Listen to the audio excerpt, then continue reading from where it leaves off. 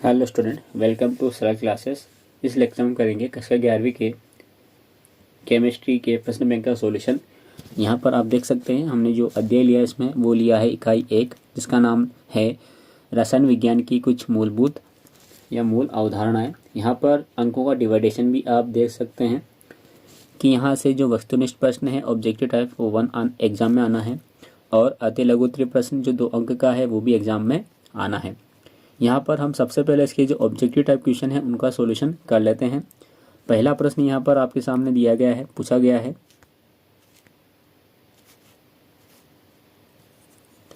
कि 7 gram nitrogen पर जो 7 ग्राम नाइट्रोजन है गैस है उसका ताप एनटीपी पर क्या होगा। तो एनटीपी पर ताप बताना है। तो यहाँ पर सॉल्यूशन तो आपके सामने दिया गया है, आंसर भी दिया गया है कि इसका जो आंसर है वो सी है। क्या है ये? सी आंसर है, 5.6 लीटर। अब ये आया कैसे है तो हम ये जान लेते हैं, थोड़ा डिस्कस इसके बारे में हम कर लेते हैं। देखिए, ये जो क्वेश्चन है ये मोललता से संबंधित क्वेश्चन है। आयतन दिया गया है, इस कारण से यहाँ पर जो फॉर्मूला यूज़ किया गया है वो यूज़ किया गया है एम बी बट ये यूज़ किया गया है डब्ल्यू बी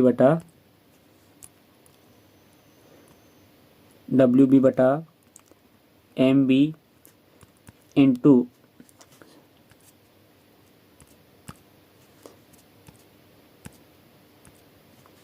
बराबर v बटा 22.4। हमने यह देखा कि यहाँ पर नाइट्रोजन गैस दिया गया है। जब नाइट्रोजन गैस दी गई है तो यहाँ पर इसका जो अणुसूत्र होता है, यानी कि जो नाइट्रोजन गैस का संकेत होता है वो होता है N2। तो इस N2 में एक N का जो द्रव्यमान है वो है 14। नाइट्रोजन 2 हैं तो यानी कि 14 इंटू 2 नाइट्रोजन है, तो यानी कि इसका जो द्रव्यमान हो गया नाइट्रोजन गैस का वो हो गया 28 अणुभार हो गया इसका। तो इस एम बी की जगह तो हम 28 लिख देंगे, और डब्ल्यू बी की जगह क्वेश्चन में दिया था 7 ग्राम, तो इसकी जगह हम 7 लिख देते हैं। तो 7/28 आयतन ज्ञात करना है, तो आयतन V बटे 22.4 क्या लिखना है? 22.4 हमें लिखना। अब यहाँ से छोटी सी कैलकुलेशन है, इस कैलकुलेशन को आपको यहाँ पर करना है। तो देखिए, सबसे पहले हम 7 को से 28 को डिवाइड कर लेते हैं, तो यह आ जाएगा 4 बार। तो यहाँ से हमें ये मिला, क्या मिला? ये मिला हमें 1/4 बराबर v बटे 22.4। अब हमें इस v का मान निकालना है, तो ये जो 22.4 है ये यहाँ पर आ जाएगा 1 के पास में। तो v बराबर हम लिख देंगे 22.4 बटे 4। क्या हो गया? ये जो 22.4 थे ये इस 1 की जगह आ गया इंटू हो गए, तो हमें मिला 22.4 बटे 4। तो इस 4 से अब हम 22.4 को डिवाइड कर लेते हैं। तो डिवाइड करेंगे, देखिए 4 से कट गया, ये 5 बार कटा, पॉइंट आ गया था, और ये यहाँ पर जाएगा 6 बार। तो यहाँ पर जो आयतन है वो आ गया 5.6 लीटर। देखिए, ये उत्तर हमने वहाँ पर टिक किया है। उसके बाद अगला क्वेश्चन यहाँ पर है,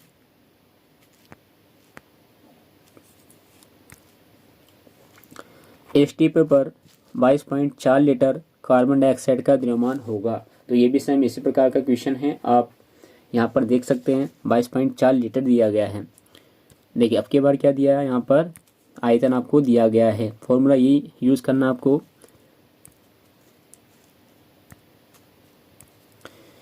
इस जो V है, इस V की जगह आपको यूज़ करना है 22.4 लीटर।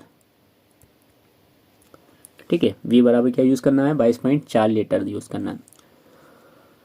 अणुभार देखिए हम निकालते हैं यहाँ पर इसका अणुभार, थोड़ा ड्रॉप डाउन कर लेते हैं इसको हम।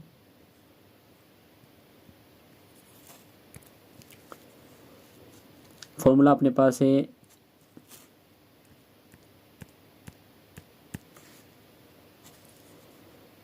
WB बटा MB इंटू बराबर V बटा 22.4। ये भी इससे होगा तो जो वेट निकालना आपकी बार, आयतन तो दिया गया है यहाँ पर, क्या दिया 22.4 दिया गया है, बटे 22.4 हम लिख लेते हैं।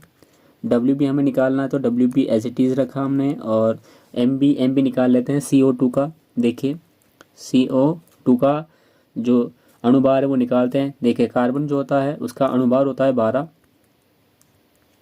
प्लस ऑक्सीजन का होता है 16, और यहाँ पर 2 ऑक्सीजन है तो 16 इंटू 2 यानी कितना हो गया 32 हो गया। इन दोनों को हम ऐड कर लेते हैं तो 12 और 32 ये हो जाएंगे 44 44। तो यहाँ पर कितना आ जाएंगे, यहाँ आ जाएंगे 44। आप यहाँ देख सकते हैं इस 22.4 से 22.4 कट गया, 1 बचा, और WB बटे 44 बराबर 1 का क्रॉस मल्टीप्लिकेशन हमने कर दिया तो हमें मिला WB इक्वल टू 44 ग्राम। क्या मिल गया 44 ग्राम। देखिए यहाँ पर जो आंसर है 44 दिया गया है, तो इस कारण से यहाँ पर ये आंसर हो गया। उसके बाद देखिए अगला क्वेश्चन है यहाँ पर, निम्नलिखित में से किसमें अणुओं की संख्या सर्वाधिक होगी। तो यहाँ पर भी ये इसी प्रकार से क्वेश्चन है कि अणुओं की संख्या किसमें सर्वाधिक होगी। तो यहाँ पर दिया गया है 2 ग्राम हाइड्रोजन में, जल में, CO2 में 22 ग्राम में, या 45 ग्राम ग्लूकोज में। तो यहाँ पर सर्वाधिक अणुओं की संख्या होगी 45 ग्राम ग्लूकोज में। क्या में होगी 45 ग्राम ग्लूकोज में होगी। उसके बाद अगला क्वेश्चन यहाँ पर दे रखा है,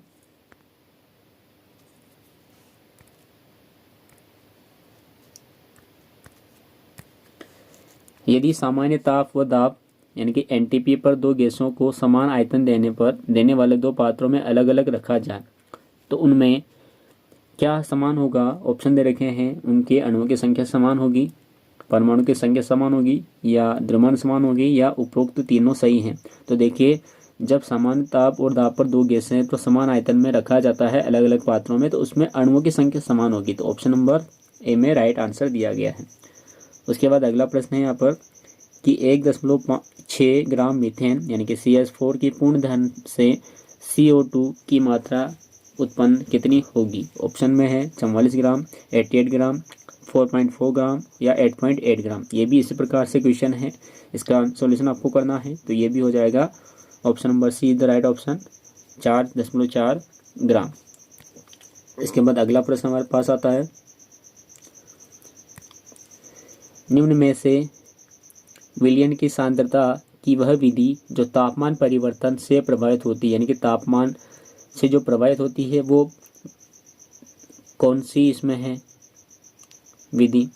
ऑप्शन दे रखा है द्रव्यमान प्रतिशतता, मोल अंश, मोलरता, या मोललता। तो देखिए जो मोलरता होती है ये सी ऑप्शन सही है। तो जो मोलरता होती है ये टेम्परेचर पर यानी कि ताप पर डिपेंड करती है, बाकी और तीनों ताप पर डिपेंड नहीं करते हैं। इस कारण से इसका सही आंसर हो गया ऑप्शन नंबर सी। उसके बाद है यहाँ पर अगला प्रश्न कि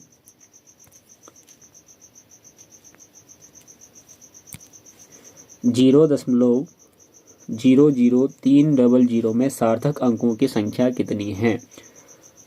6 है, 5 है, 4 है, या 3 है। तो देखिए जब भी दशमलव की बात होती है तो दशमलव से पहले या दशमलव के बाद जितने भी अशून्य अंक होते हैं यानी कि शून्य को छोड़कर, तो शून्य को तो हम इसमें नहीं गिनते हैं, लेकिन अशून्य अंक जितने होते हैं हम उनको गिन लेते हैं। तो यानी कि इसमें जो शुरू के 3 जीरो है वो काउंट नहीं किए जाएंगे। शुरू के 3 जीरो हम हटा दें तो यहाँ पर कितने अंक बचे हैं, तो यहाँ बचे हैं 300 यानी कि 3 अंक बचे हैं।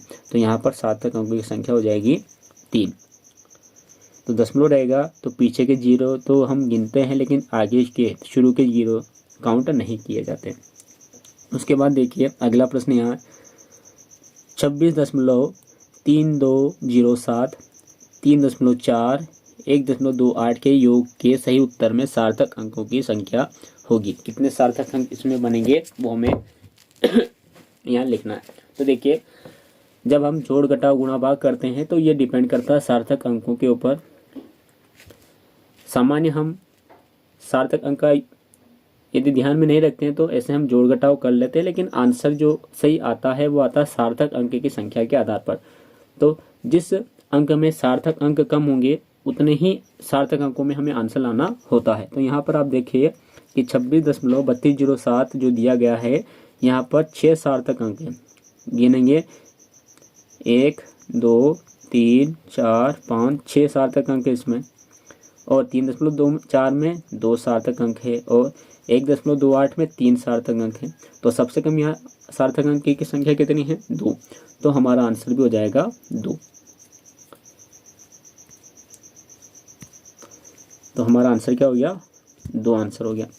उसके बाद अगला प्रश्न है कि एक यौगिक का मूलानुपाती सूत्र CH2 है और इसका ग्राम अणुभार 42 ग्राम है, तो इसका अणुसूत्र क्या होगा? तो अणुसूत्र हम निकालेंगे तो ये बनेगा C3H6। क्या बनेगा? C3H6 बनेगा। उसके बाद है कि इलेक्ट्रॉन का द्रव्यमान 9.108 इंटू 10⁻31 है। इसमें सार्थक अंक कितने हैं? तो देखिए, जो 10 की घात होती है उसको आपको काउंट नहीं करना है, यहाँ पर केवल आपको सीधे अंक गिन लेने हैं। तो यहाँ अंक कितने हो रहे हैं? शुरू में 0 नहीं है, अच्छी बात है, तो शुरू का अंक भी शामिल होगा। तो यहाँ हो जाएंगे 1 अंक, 2 अंक, 3 और 4 अंक। सार्थक अंक कितने हैं इसमें? 4 है। तो ऑप्शन नंबर सी सही है। उसके बाद अगला प्रश्न है यहाँ पर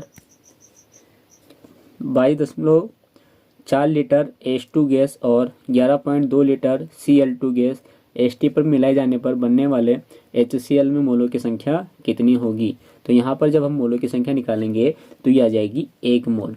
कितनी आएगी? 1 मोल आ जाएगी। उसके बाद है ऑक्सीजन के 16 ग्राम में अणुओं की संख्या उतनी होगी जितनी की किस्म होगी। ऑप्शन में दे रखा है 16 ग्राम कार्बन डाइऑक्साइड में, 28 ग्राम N2 में, 30 ग्राम NO में, या 1 ग्राम H2 में। तो देखिए, जब हम इसको करेंगे मोलता वाले कॉन्सेप्ट से तो हमारे पास आएंगे NO, यानी कि 30 ग्राम NO में जो संख्या है वो सेम हमें प्राप्त होगी।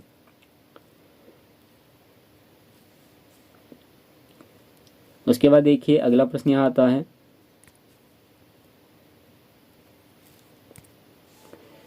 अणु की अधिकतम संख्या होगी। तो अणु की अधिकतम संख्या किसमें होगी? ऑप्शन दे रखे हैं 54 ग्राम नाइट्रोजन पर ऑक्साइड में, 28 ग्राम कार्बन मोनोऑक्साइड में, 36 ग्राम पानी में, या 46 ग्राम कार्बन मोनोऑक्साइड में। तो यहाँ पर ये होगा 36 ग्राम पानी में मोलों की संख्या सबसे सर्वाधिक होगी।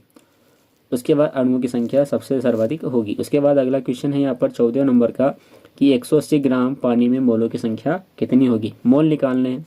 क्या निकालना है? मोल निकाल लेते हैं। तो यहाँ पे देखिए इसका आंसर नहीं दे रखा, तो हम आंसर इसका ज्ञात भी कर लेते हैं।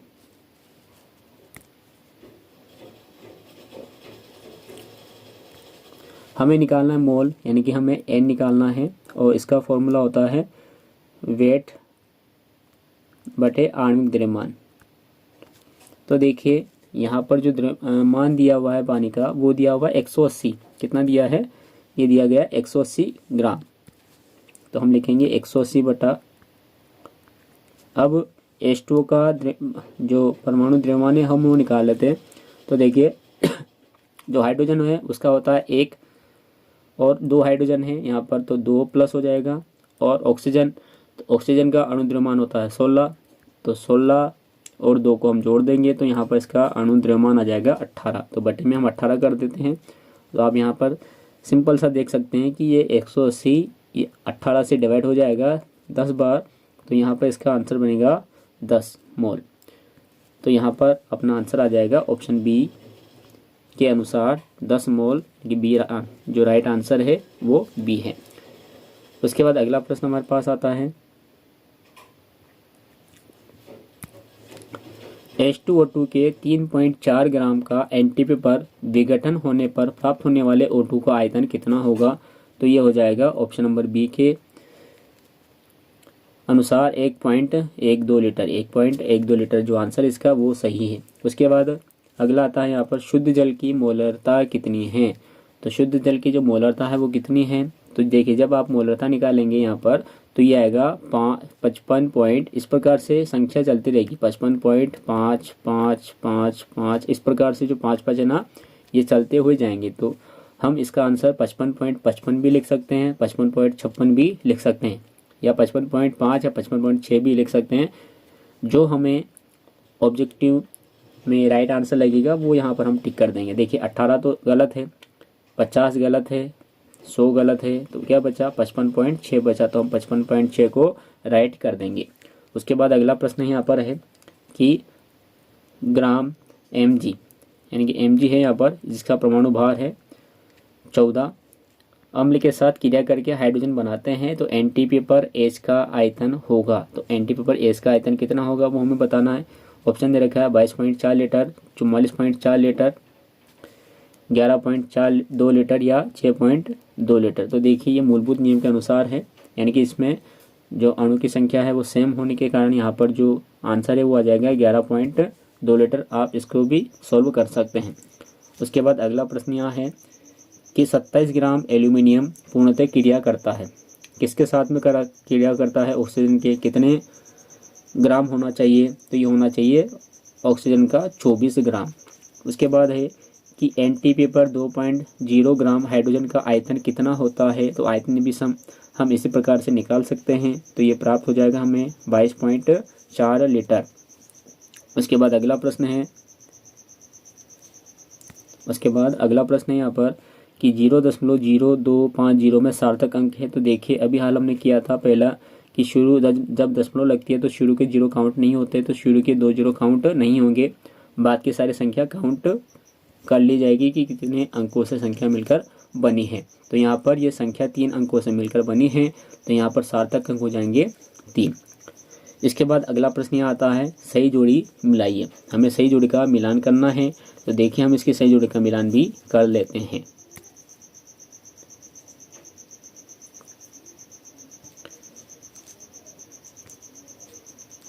सही जोड़ी का मिलान हम कर लेते हैं। यहाँ पर पहला है यहाँ कि एनटीपी पर गैस के 1 मोल अणुओं का आयतन कितना होता है। तो हमने अभी बहुत सारे जो न्यूमेरिकल ऑब्जेक्टिव है उनमें किया है सॉल्यूशन, तो ये होता है 22.4 लीटर। तो हम इसका जो मिलान है वो यहाँ पर कर देंगे 22.4 लीटर।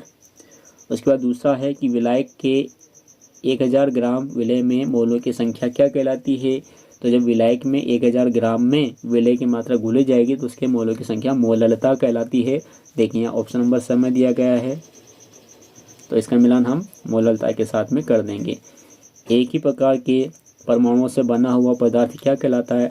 तो एक ही पदार्थ जिसमें परमाणु समान होते हैं, जिनसे वो मिलकर बना होता है, वो जो है तत्व कहलाता है। तो हम इसका मिलान यहाँ पर कर देंगे तत्व के साथ,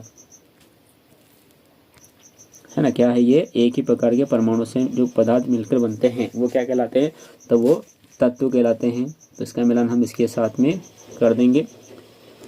पदार्थ का सूक्ष्मतम कण जो स्वतंत्र अवस्था में रह सकता है। तो सूक्ष्मतम कण कौन सा होता है, अणु होता है, और अणु स्वतंत्र रूप से घूम सकता है, विचरण कर सकता है, यानी कि स्वतंत्र होता है। तो यहाँ पर हम इसका मिलान कर देंगे। उसके बाद 5वां है यहाँ पर कि आधुनिक रसायन विज्ञान के जन्मदाता कौन है। तो देखिए एक ही ऑप्शन बचा हुआ है और वही ऑप्शन यहाँ पर सही है। आंसर इसका लेवाजी, इसका आंसर क्या है, लेवाजी इसका आंसर है।